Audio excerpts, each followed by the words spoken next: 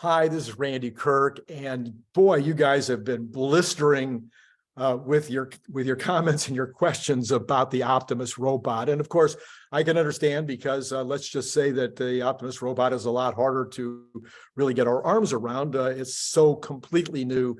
It's so completely different than things that we normally think about every single day. So I wanted to take a minute to do this quick video about some of your questions and answer some of those questions. And then in January, I'm going to do a really special video with a robotics expert and with an AI expert, and we're going to flesh out what we think is going to happen over the next 12 to 24 months with regard to the Optimus robot. I've already said, I believe that they will be making Optimus robots this year in some quantity. I'm saying 1,000 hand-built Optimus robots, 3D printed, hand-built, and placed in throughout the factories, and that those 1,000 will start to do various jobs, and that those jobs will create data. The data will go into Dojo, and will start to make the robots better at their job and train the next one to be able to do what he did, and et cetera, et cetera.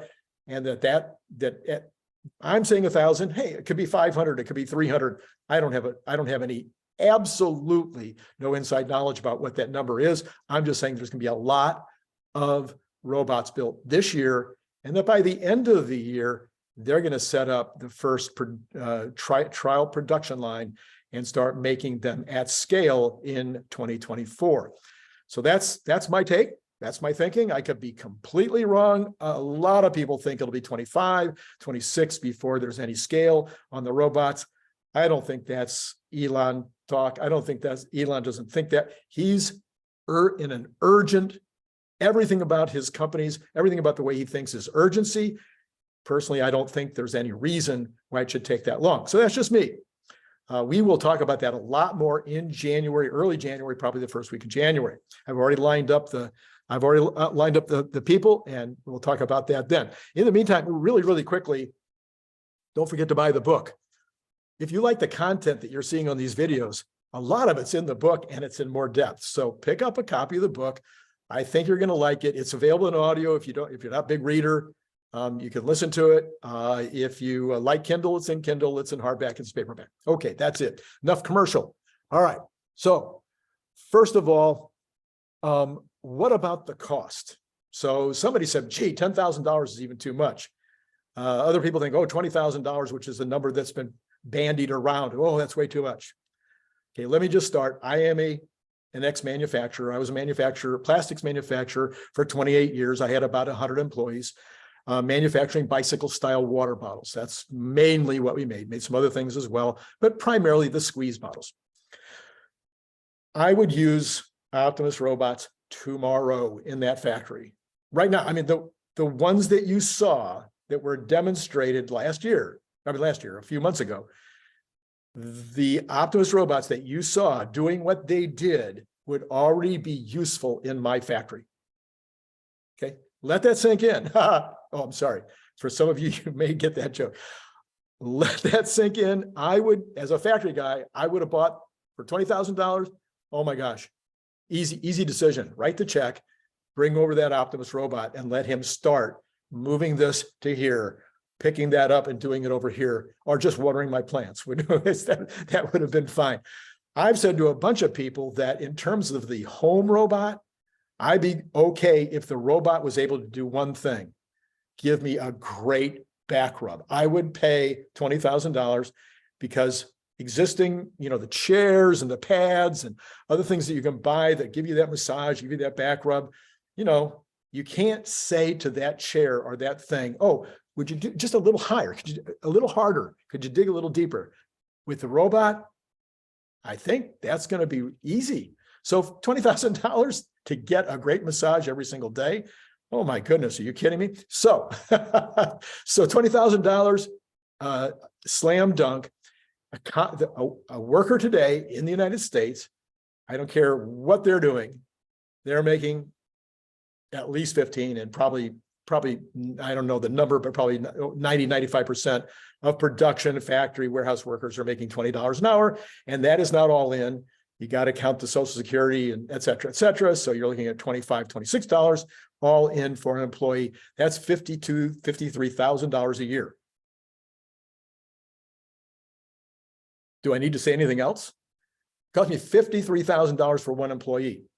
If I pay $20,000 for a robot that can work 24/7, no vacations, no sick days, no breaks, no lunches, never makes a mistake, never snoozes in the corner. If he can do the job for $20,000, it's a very, very easy decision. In fact, for $50,000, it's an easy decision. I was always looking for opportunities where I could make my money back on some automation that I bought. I wanted to make it back in a year. Well, a lot of companies are very happy to make back in 2 years, 3 years. But in this particular case, I was 3 shifts. If I can buy a robot for $50,000 that can do the work of 3 people, that would cost me $165,000. What's the contest? What's the decision?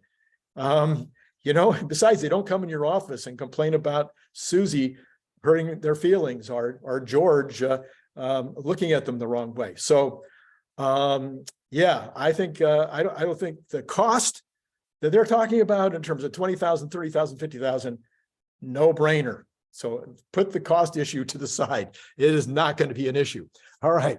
So, the other big issue that comes up, and I have to give my wife credit for helping me with this one about a year or so ago, she helped me with this, really made me get some understanding.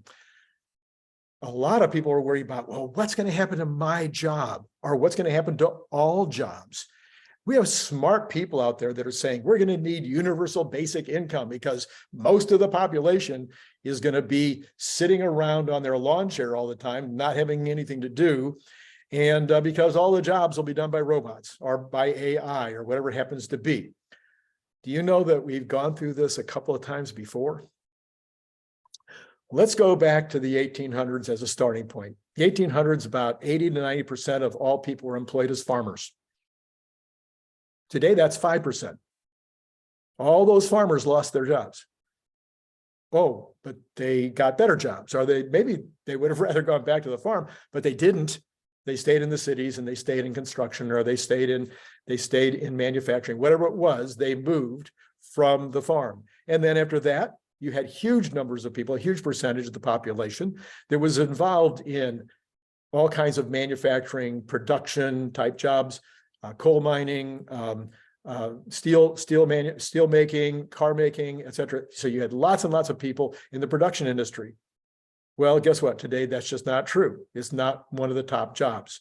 Then, fast forward to 1950s, you had the number one job. The number one job was secretary clerk, secretary steno clerk. That was the number one job by a lot.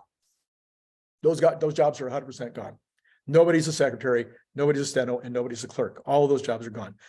All those jobs now, those people are all employed. They're all working. They're doing much more satisfying jobs, making more money, creating more wealth because the jobs are more sophisticated than those jobs were. Go another couple of years later, it was clerk. It was retail clerk was the number one job. Retail clerk, less and less and less. It's no longer even close to being the number one job. Actually, the number one job right now is driver. Between truck drivers and cab drivers and Uber drivers, et cetera, et cetera. Driver is the number one job. So yeah, a lot of driver jobs are going to go away over the next 10 years, 20 years. We're going to lose a lot of drivers. This whole thing I'm trying to tell you is that we will find new things to do. We will find higher, more satisfying jobs to do. There will always be another layer of things that needs to be done, as has happened for the last 150 years, as we've seen the economy get stronger and stronger and wealthier and wealthier. The best thing that we can do for the planet is to become wealthy. The wealthier we get, the more we care about the planet. If you are having trouble putting food on the table for your family, you don't really care very much whether your job that you have right now is damaging the planet. You just want to make sure you've got enough food for your family. But if you have wealth, if you have enough money to take care of business on a day-to-day basis, now you can start saying, oh, you know what? I wouldn't mind if I had to pay a little more in order to make the planet greener or to have less pollution or whatever it happens to be. So wealth increases the likelihood that we have a better environment, a better place to live. Everything gets better as the world gets wealthier. So this is the direction we're going with the robots, is we're going to get wealthier. So, okay, one of the other questions is been coming up on energy, been coming up on trucks, and been coming up on robots. And that is, won't Tesla just rent or lease all of this stuff? Why would they sell it? They can make a lot more money leasing it out, renting it out, etc. Yeah, I can't tell you how many people have brought that subject up, and it is very possible. Even robotaxi, people are like, why would they not have just their own fleet? Why would they sell any robotaxis to anybody else? They should just have their own fleet. They'll make way more money with their own fleet. There's some big number problems there. There's some competition issues there. There are all kinds of things that we need to think about. I'm going to leave that to the imagination, just to say, yes, to everybody that's asked the question, they could lease or rent cars instead of selling them. Same thing with battery packs.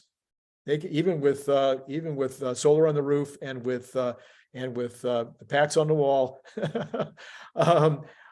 with robots, all of it is subject to being leased or rented rather than sold, probably more profitably than if it's sold.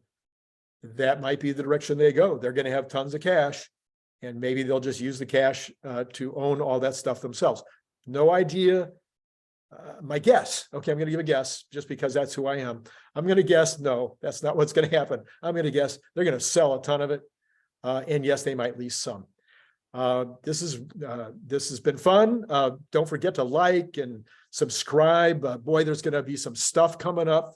I've got some people lined up, certainly in early January, and some topics coming up here over the next week or so that you're going to see. So absolutely, you want to subscribe and get notifications. It's been great talking today. See you next time.